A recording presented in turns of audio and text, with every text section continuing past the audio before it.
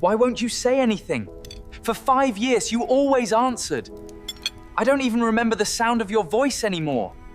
Neither a shattered vase nor a screamed accusation marked the beginning of their silence. Instead, it took root over a cup of tepid tea, the exact moment the Duke of Westford stood up for the 100th time, before his wife could finish her sentence.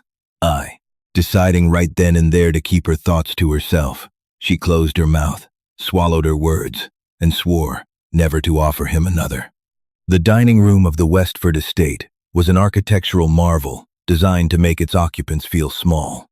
The ceiling vaulted into shadowy plaster rosettes, and the walls were lined with dark oak panels that seemed to absorb light and sound in equal measure.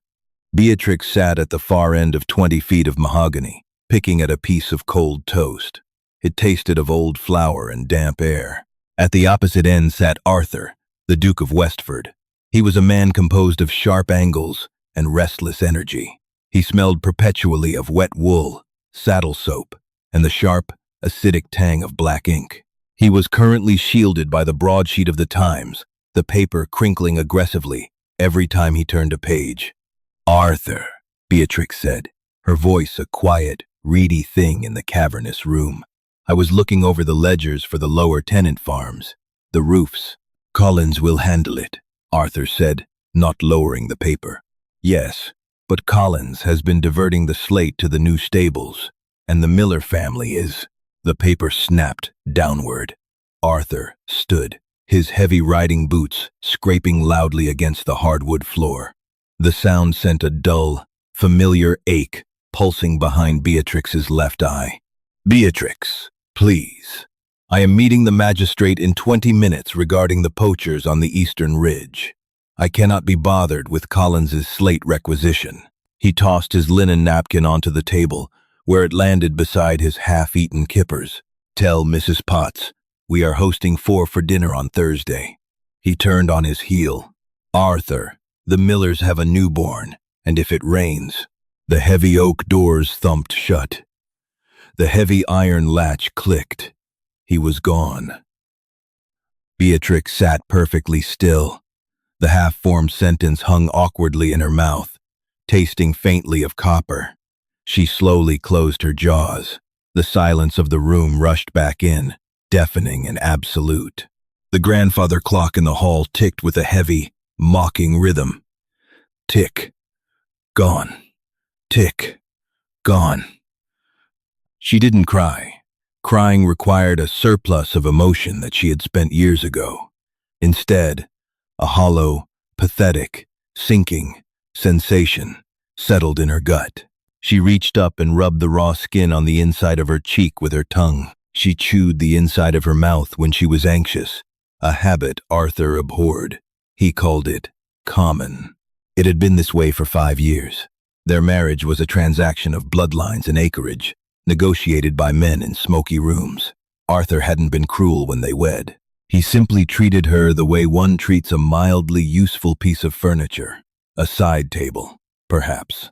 Good to look at, occasionally necessary to hold a cup, but entirely forgettable when one was walking through the room with a purpose.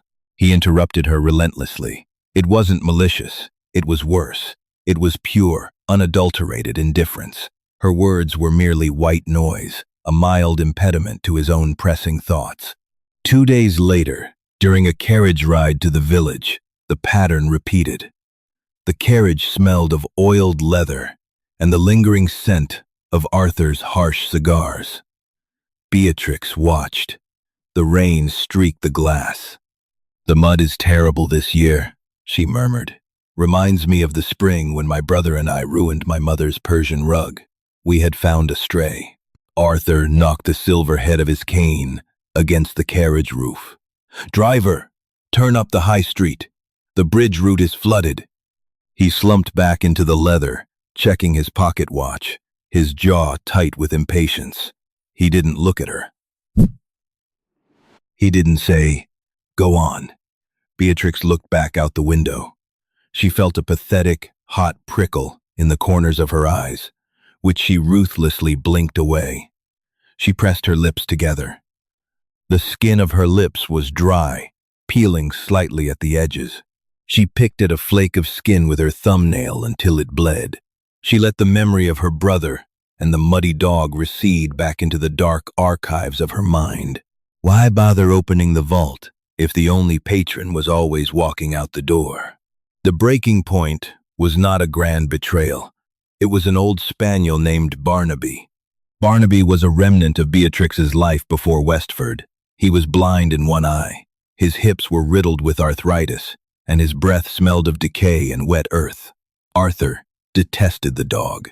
He preferred sleek, vicious hunting hounds that lived in the kennels, not dusty, wheezing creatures that shed on the Persian rugs. But Barnaby was the only thing in the drafty manor that looked at Beatrix when she spoke. On a Tuesday morning, heavy with the scent of impending rain and wood smoke, Beatrix found Barnaby stiff and cold by the hearth in her dressing room. She knelt beside him on the woven rug. The coarse fur under her hands felt unnatural, devoid of the subtle, thrumming vibration of life. She sat there for an hour, the cold from the floorboards seeping into her knees. She didn't weep, but a heavy, suffocating pressure built in her chest, pressing against her ribs until she felt she couldn't draw a full breath. Her hands smelled of dust, an old dog. She needed to tell someone. She needed, just for a moment, for someone to acknowledge that a living thing she loved was gone. Beatrix stood, her joints aching, and walked down the long corridor toward Arthur's study. The floorboards creaked beneath her slippers. The scent of beeswax polish and damp wool grew stronger as she approached the heavy oak door. She turned the brass knob. It was heavy, requiring effort. Arthur was standing by the window, his broad back to her. He was dictating a letter to his secretary, a nervous young man named Mr. Finch. The room was thick with pipe smoke, making Beatrix's eyes water immediately. "Arthur," she said, her voice cracked. It sounded foreign, even to her. The Arthur held up a single, large hand, his palm facing her. He didn't turn around. "And furthermore, Lord Palmerston, I find your assessment of the agricultural tariffs to be entirely short-sighted." "Arthur, please." Beatrix tried again, stepping further into the room. "It's Barnaby. He's—" "Beatrix, for God's sake," Arthur barked, finally spinning around. His brow was furrowed, his eyes dark with irritation. "I am in the middle of a correspondence that affects the livelihood of 300 tenants. Whatever domestic crisis you have conjured this morning, send for Mrs. Potts. I do not have the time, nor the inclination, to listen to trivialities." He turned back to the window. "Finch, strike that last sentence. Let us rephrase." Beatrix stood frozen on the Persian rug. The ticking of the mantel clock filled the silence she left behind. She looked at the back of her husband's head. She saw the precise part in his dark hair, the rigid set of his shoulders, the coarse tweed of his jacket. She felt a physical sensation in her throat, a tight, painful knot, like swallowing a sharp stone. It wasn't a sudden vow of vengeance. It was a physiological failure. The mechanism that converted thought into breath and breath into sound simply snapped. It severed. She realized, with a terrifying, ice-cold clarity, that speaking to him was a humiliation. Every interrupted sentence was a minor degradation, a reminder of her insignificance. She slowly backed out of the room. She pulled the door shut until the latch clicked. She went to Mrs. Potts and gestured to her dressing room. When the housekeeper asked what was wrong, Beatrix opened her mouth, but nothing came out. She pointed. The housekeeper found the dog, burst into sympathetic tears, and arranged for the gardener to bury him. Beatrix stood by the grave in the rain, silent. The silence began to stretch. At first, it was a localized phenomenon. She didn't speak to Arthur. But as the days bled into one another, she found she didn't want to speak to anyone. The effort of vibration, of pushing air past her vocal cords, felt exhausting.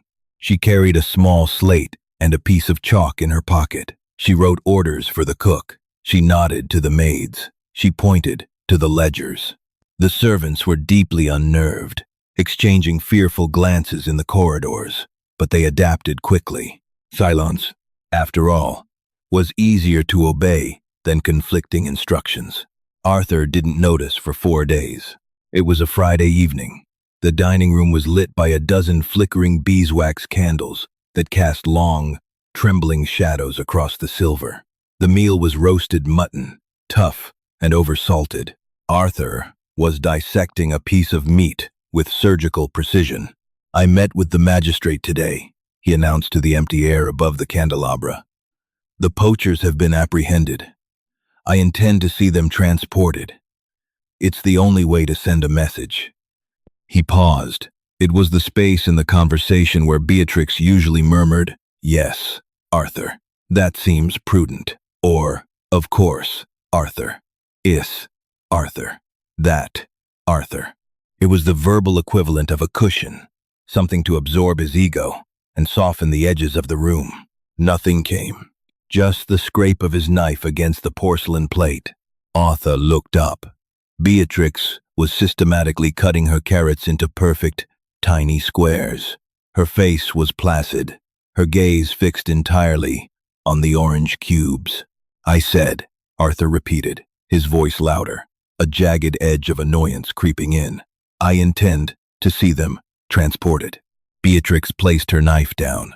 She lifted her fork, speared a carrot cube, and placed it in her mouth. She chewed slowly, her eyes remaining carefully, deliberately lowered. Arthur dropped his silverware. The clatter was violently loud. "Beatrix, are you unwell? Or have you simply forgotten your manners?" She swallowed. She wiped the corners of her mouth with her linen napkin. Then, she raised her eyes and looked directly at him. Her gaze was completely blank. There was no anger, no sorrow, no submissiveness. It was a flat, glassy stare. She held his eyes for a long, agonizing 10 seconds. She let the silence pool between them, thick and heavy, as the mutton fat congealing on their plates. Then, she stood up, pushed her chair back, the wood groaning against the floor, turned, and walked out of the room. Arthur sat alone at the massive table. For the first time in 5 years, the silence in the room didn't feel like a relief. It felt like a vacuum, pressing painfully against his eardrums. He realized, with a strange, creeping unease, that he couldn't remember the last time he had heard his wife's voice. And worse, he realized he suddenly, desperately, wanted to. The slate was small, framed in cheap pine, the sort a village schoolchild might carry. Beatrix found it in the attic, wiping away a layer of fine gray dust with the heel of her hand. The chalk was brittle, snapping in her grip during the first few days, leaving gritty white powder underneath her fingernails. Scratch, tap, that was the new sound of the Westford estate. 2 lumps of coal for the parlor. Mrs. Potts. Scratch, tell the butcher the venison was tainted. Tap. Arthur viewed the slate as a direct, physical insult. During the first week of her silence, he treated it as a woman's vaporous tantrum, something to be ignored until it exhausted itself. He spoke louder at dinners, filling the dining room with booming soliloquies about crop yields and parliamentary debates, his voice bouncing off the dark oak panels. He waited for her to yield. He waited for the soft, compliant hum of her agreement. Beatrix sat across from him, her posture flawless, slicing her meat. The mechanical scrape of her knife was her only reply. By the second week, Arthur's irritation curdled into something sharper and heavier. He began to watch her throat. He would stall his own sentences, leaving deliberate, agonizing gaps in the conversation, his eyes fixed on the pale column of her neck, waiting to see the swallow, the preparatory tightening of muscles that preceded speech. She offered him nothing. Her face remained a placid mask, but internally, Beatrix was warring with her own anatomy.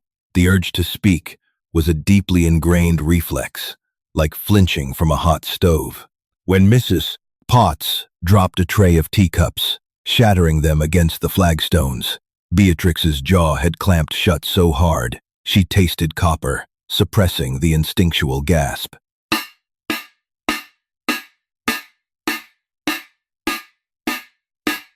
Her vocal cords felt strange, tight, and heavy, an unused muscle beginning to atrophy. Yet, the silence was intoxicating. For the first time in her life, she did not have to brace herself for the blunt force of an interruption. She owned the space inside her head. On the 18th day of the silence, Arthur summoned Dr. Hughes. The physician smelled strongly of peppermint pastilles and the sharp medicinal sting of iodine. He was a round, sweating man who treated aristocratic women with a mixture of reverence and deep condescension. He cornered Beatrix in the morning room, Arthur standing guard by the door like a warden. "Now, Your Grace," Dr. Hughes murmured, his damp hands reaching for her throat. "Let us examine the larynx. Perhaps a localized inflammation." A hysterical paralysis of the vocal apparatus is not uncommon in ladies of a sensitive disposition. Beatrix stiffened. His fingers prodded the sensitive skin beneath her jaw. It felt invasive, degrading. She endured it for 10 seconds before reaching into the deep pocket of her wool skirt. She produced the slate and the nub of chalk. Scratch, scratch, tap. She held it up, inches from the doctor's sweating nose. "Remove your hands. There is no inflammation. I simply have nothing to say." Dr. Hughes blinked, his face flushing a mottled crimson. He looked back at Arthur, completely lost. "Your Grace, her motor functions are clearly intact. This appears to be a matter of obstinacy, not infirmity." "She hasn't spoken a word in nearly 3 weeks, Hughes," Arthur snapped, stepping forward. His face was drawn, the skin around his eyes bruised with fatigue. "People do not simply stop speaking." Beatrix wiped the slate clean with a rag she kept pinned to her waist. She didn't write anything else. She simply stared at Arthur. "Watch me," the blank stare said. Arthur dismissed the doctor with a violently slammed door. When they were alone, the silence in the room swelled, pressing against the windows like a physical tide. "Is this about the household allowance?" Arthur demanded, his voice cracking slightly on the last syllable. He paced the length of the rug. "Is it the trip to Bath? I said we could go in the spring." Beatrix watched his boots crush the fringe of the rug. "Speak to me, Beatrix." It wasn't a request. It was a command, laced with a very new, very raw desperation. "This is absurd. You are the Duchess of Westford. You have obligations. You cannot walk through my house like a ghost." "My house." The phrasing did not escape her. She picked up her sewing hoop, threading a needle with dark blue silk, and focused entirely on piercing the linen. Arthur crossed the room in 3 massive strides. He snatched the sewing hoop from her hands, the needle dragging across her index finger, leaving a bright bead of blood. He threw the hoop onto the floor. "Say something," he roared. Beatrix looked at her bleeding finger. She slowly brought it to her mouth and sucked the blood away. The metallic taste grounded her. She looked up at her husband. His chest was heaving.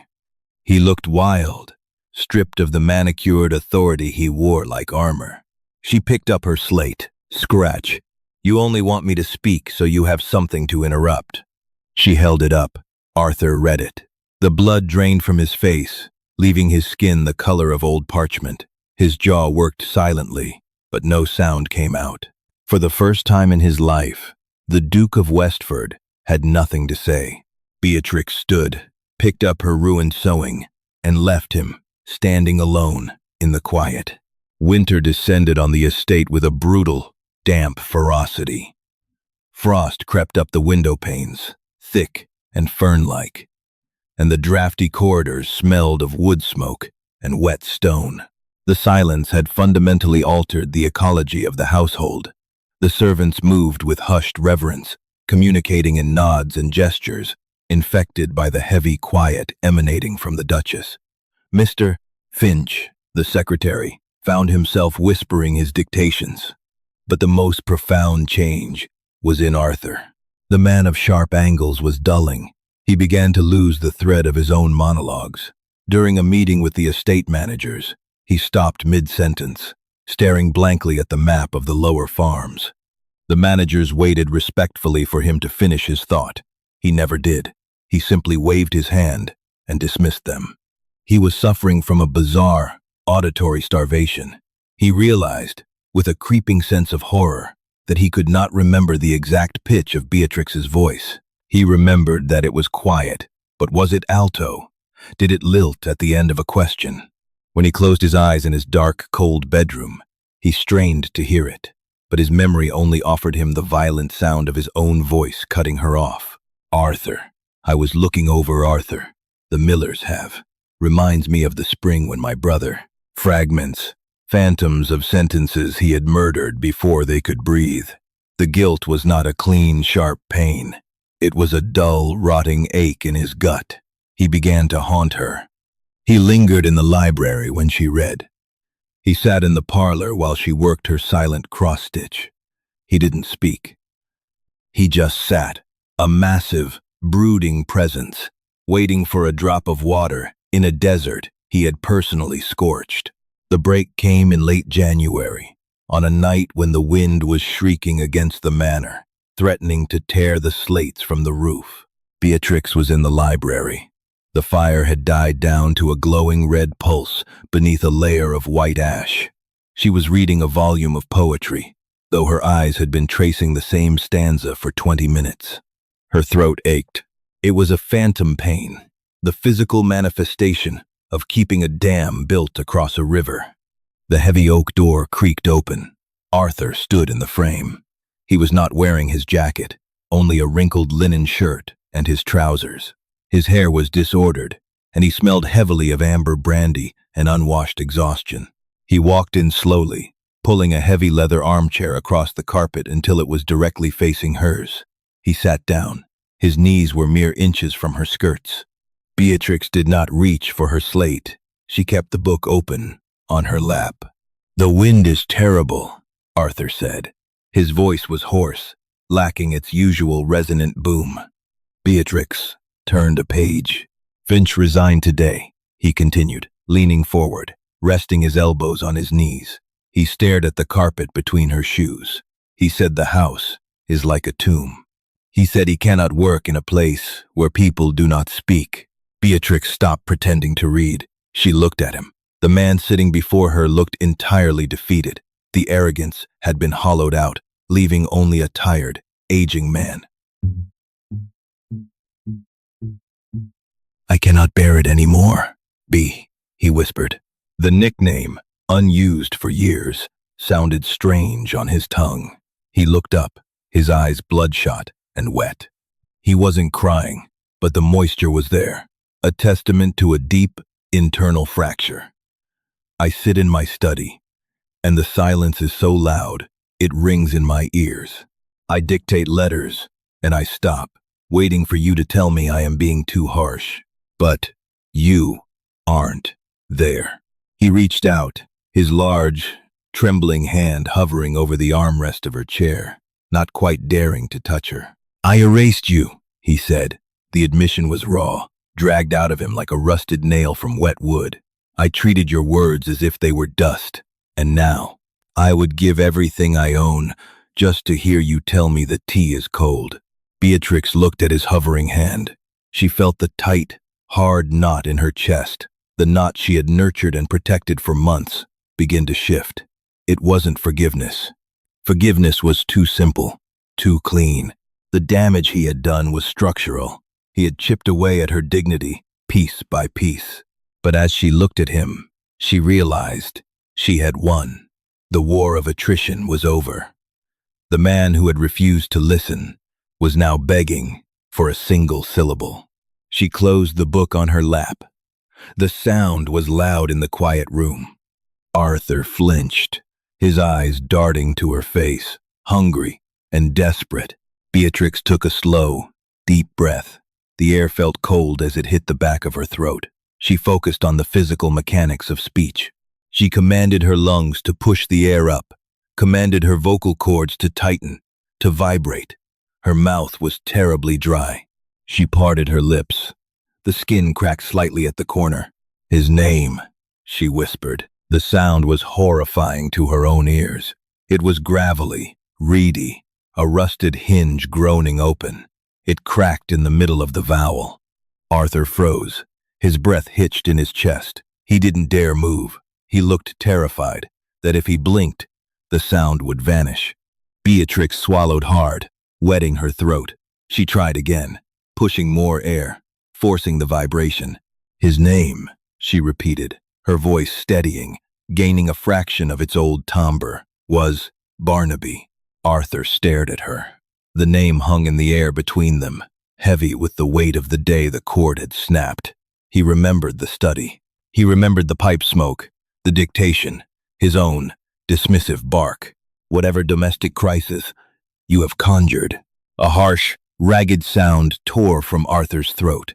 He slid off the leather chair, dropping heavily onto his knees on the Persian rug. He buried his face in the folds of her heavy wool skirt. His broad shoulders began to shake. He was weeping ugly, shuddering gasps that muffled against the fabric of her dress. Beatrix did not immediately touch him. She sat perfectly still, looking down at the Duke of Westford, sobbing at her feet over a half-blind spaniel he had despised. The power in the room had irreversibly shifted. The silence was broken, but the rules of the noise had changed. Slowly, carefully, Beatrix lifted her hand. She rested it lightly on the back of his head, her fingers tangling slightly in his dark hair.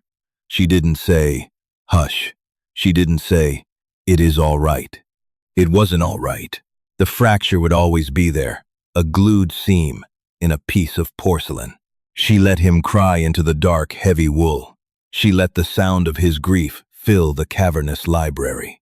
And when he finally exhausted himself, when the fire was nothing but gray ash and the wind began to die down, she knew that whenever she chose to speak again, he would listen to every single word. Right until the period. The silence broke, but the echo forever shaped their marriage. Beatrix found her voice only when Arthur finally learned to hear it. Not a fairy tale, but a deeply human beginning. If you were captivated by this raw story of power, pride, and unspoken words, please like this video, share it with someone who understands the weight of silence, and subscribe for more original stories. What would you have done in Beatrix's shoes? Tell me in the comments below.